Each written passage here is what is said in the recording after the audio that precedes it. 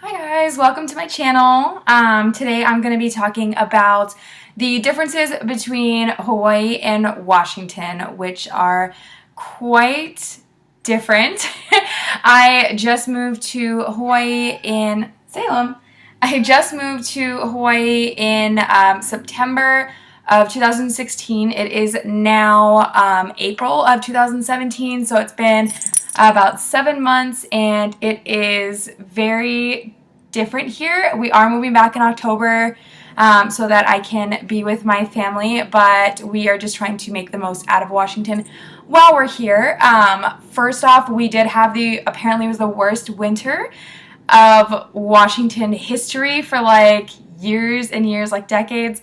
And of course, that's when I come here. So our animals do not like the winter either, including snow. So that was not fun, right, Tans?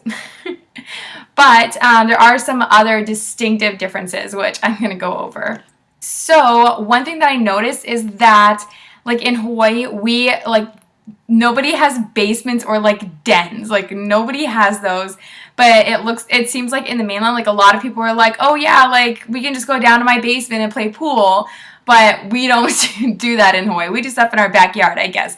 Maybe that's like our like sized up thing to your dens.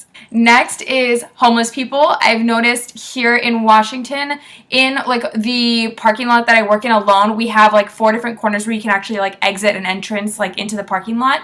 And every single day there are homeless people sitting on the corner, and have like their signs like, you know, I'm a vet, disabled, I'm pregnant, like help, yada yada. And in Hawaii, I feel like we really don't have that. We just have homeless people who hang out or sleep on the side of the road, and if they're lucky, people will throw a couple of quarters out to them. So I know in A'ala Park there are a lot of homeless that the state is trying to get rid of, but none of them sit with signs and like desperately try to get people to give them money, especially since that's completely illegal. But yeah, it's much more common in Washington for them to have actual signs. So yeah.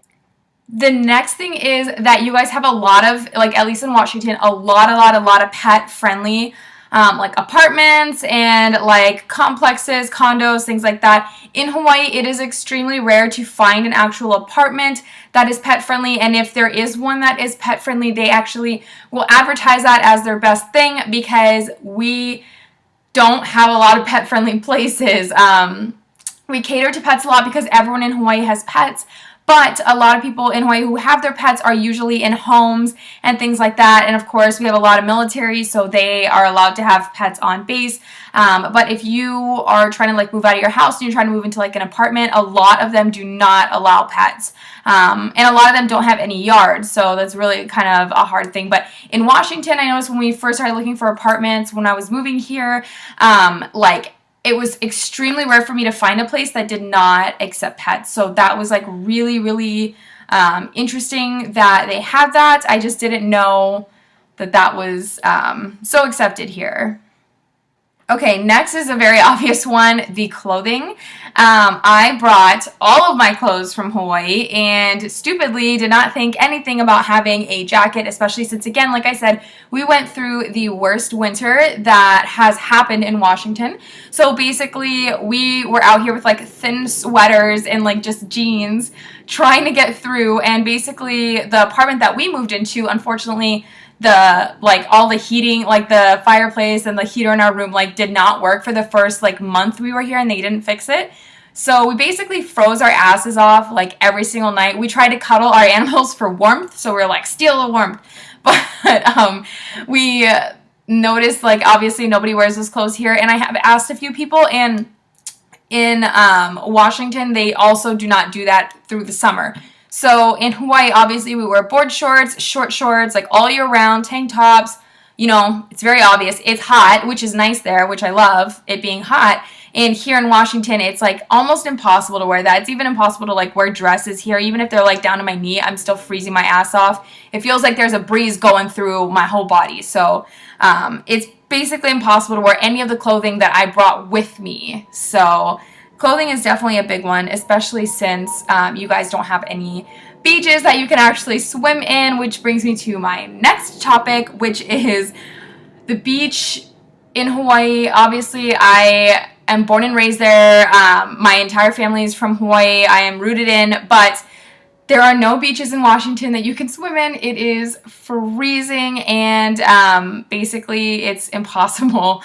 There are no such thing as there's no such thing as warm beaches here, so that is a huge difference. As far as surroundings, like, I don't want to go hiking here because I have not really heard too many good things about, like, hiking when you don't know. Like, in Hawaii, I know pretty much every trail, and if I don't know the trail, like, I know how to get through it.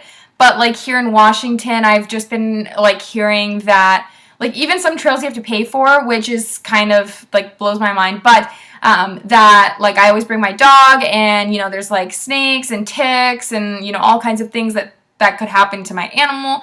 So I feel like, you know, the beach and the surrounding is, of course, 100% different. However, Washington is very green, and it's very pretty. Obviously, through the winter, it was not very pretty, but the greenery is super, super beautiful. It's like turning into spring now. And like, I'm looking out of my window, and there's just like green, beautiful, large trees everywhere. All of the bushes are like blooming. There's cherry blossoms, which they're very famous for. We also went to a place called Skagit, I think that's how it's called, Valley, where there are like flowers and like tulips and daffodils, and it's beautiful, like just flowers for like miles. Which is really nice. Obviously, in Hawaii, we have a lot of fruit trees, things like that, but I feel like we don't have like miles and miles of like flowers that are just like, you know, in beds and things like that. So that was like kind of a nice difference, I guess, in Washington, that I could see that. And large trees like everywhere, like even, you know, in apartments and stuff. Of course, in Hawaii, we have our coconut trees, but it's not really the same thing. So I feel like I kind of like both. So it really just depends. Next is like the vehicles. I feel like obviously there's a huge difference in vehicles here. Like, for instance, I have my Nissan Frontier. It is a 2010 red truck, and I have my Wet Okole seat covers, and I have my WeatherTech mats, and it's basically beach ready to go. And like, of course, here nobody has that. In Hawaii, it's like famous for Toyota Tacomas and 4Runners, and just pretty much any truck or like off-roading vehicle imaginable, because obviously you want a beach car. Even if it's your daily driver, you still need it to be beach friendly because you know you're taking that thing to the beach. But in Washington, that's not really the case. So there's like a lot of like people with really different cars, a lot of like smart cars, a lot of small like or really nice vehicles that, you know, obviously don't go to the beach. I even have like a friend that has a really nice car, which she still has to make beach friendly because we get sand in it all the time back home, obviously in Hawaii. So it's really just like, here you don't have to worry, I guess, about having anything in your car. So I guess that is like one of the biggest differences, is that I don't see Tacomas everywhere here. It's actually pretty rare. I actually don't see very many Toyota Tacomas here in Washington because there's really no use except for people in Washington who actually go four-wheeling or go mudding or, you know, like do anything of that type. So it's really just not necessary here, which makes sense, obviously. So that's, you know, it's a weird difference. I guess it doesn't really matter because you have to be accustomed to where you're at, but I just kind of wish that there were more vehicles here that like were actually meant to be out in the wild doing things. So it's all right. Let's see here. The next thing is you guys in Washington and in a lot of other airports, because I've been to a lot of other airports, have a train. This blows my mind. You have a train that takes you from like a gate area, like, and then you go on the train, and then you are taken like up to the other side of the airport, and you're like near your gate. Blows my mind, because in Hawaii we don't have that. If you're at gate, you know, 50, you're walking 50 gates. That is that. You don't get help, and there's no like guy that you pay money to like take you on a little golf cart. Like they'll be like, no, are you disabled? No. Okay, well then you can walk. So if you, like my parents, if my flight is at 3 in the afternoon, they get me there at 12 in the afternoon because they're like, you're not missing your flight because you have to walk 30 gates, you know? So it's really different that there's like there's a train and there's a ton of golf carts for like people who want to get on a golf cart and get a ride over to their gate. So blows my mind that you guys have trains. My first train ride, I was like, what is this? Where are we going? What's happening? Are we going underground? What the heck is this? Why is it connected to the airport? Like my mind was like blown. Next is fruits. So in Washington, you guys have obviously, you know, like farmers markets, but they're only seasonal, which I thought was weird. So they're only seasonal, and then you guys, like, everything's sold in like Safeway and regular stores, things like that, obviously. But I've noticed, like in Hawaii, there's a lot of people, like, if you just walk by someone's house, and everyone who knows me or who knows basically anybody in Hawaii, you know that you can walk down the street and you can, you know, see someone's house that has a guava tree hanging over, or even like an orange tree, avocado tree. In my yard alone back home, we have a giant avocado tree that goes over the back of our roof. We also have an orange tree. We have strawberry guava. We grow pineapples on the side of our house. And we used to have Hawaiian chili peppers like all over the back of our house. And then in addition to that, all the flowers that we have. So you can you can, you know, depending on the time of the year, you can just pick your own fruits, things like that. And then nobody really likes to buy from Safeway. Obviously, from Safeway or Costco, you buy fruits and things like if you have to. But it's better to get them fresh off the tree. And here in Washington, I have not like even driven past any single place that like had fruits or like had any type of thing so far. Like, of course, there's a lot of trees here, but I have not seen any, like, I've never even seen someone's house that just had like pretty things in their yard, like, and anything edible in their yard. So I feel like like in Hawaii, you know, like you can find someone like who has a bunch of fruit on their tree. You always like, or even going down the Pali Highway, you can drive and you can find a ton of stuff just by looking. You can see mango trees. You can see, you know, all kinds of stuff. So it's really different here because I feel like just nobody has fruit trees like just in their yard. Maybe like if there was an orchard somewhere, obviously they have, but yeah, I don't really see that here. So it's definitely new. And then my last couple of things really just have to do with things that I'm scared of, which, but starting with rabies, because if you didn't know, Hawaii is rabies free. That is why it is so difficult to ship animals to and from Hawaii. We also have a ban on a ton of different animals.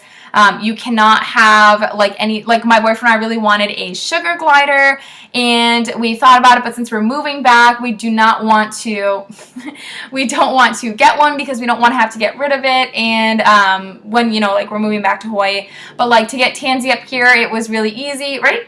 It was really easy getting her up here, but getting her back is going to be very difficult. And we have acquired a new animal. We did get a cat, and luckily he was not a Bengal cat because those are not allowed to be shipped into Hawaii. They are very strict with what you're allowed to bring in. We do not have snakes. That is a huge thing. We don't have a lot of reptiles, and like in Washington there are, I've been told, you know, if you go hiking to be really careful because there are snakes. My dog has never even seen a snake, so she wouldn't know what to do. But yeah, it's just, I am scared because we don't have those types of spiders or anything like that. My boyfriend is hugely afraid of centipedes, which is what he's upset about going back to, and I'm just like, centipedes are really not that bad in my opinion. I've had a centipede run over my foot at my friend's house in Enchanted Lakes, which is on the east side of Oahu, and they are famous for having a ton of centipedes there, but it really just depends, I guess, on your fear level. Mine obviously is with the snake arena, and I think that I am going to be happy to not be worried about that when I go hiking back home. But as for Washington, I'm hoping maybe in the summer I'll get a few hikes in. But yeah, those are the biggest differences from Hawaii to Washington, in my opinion.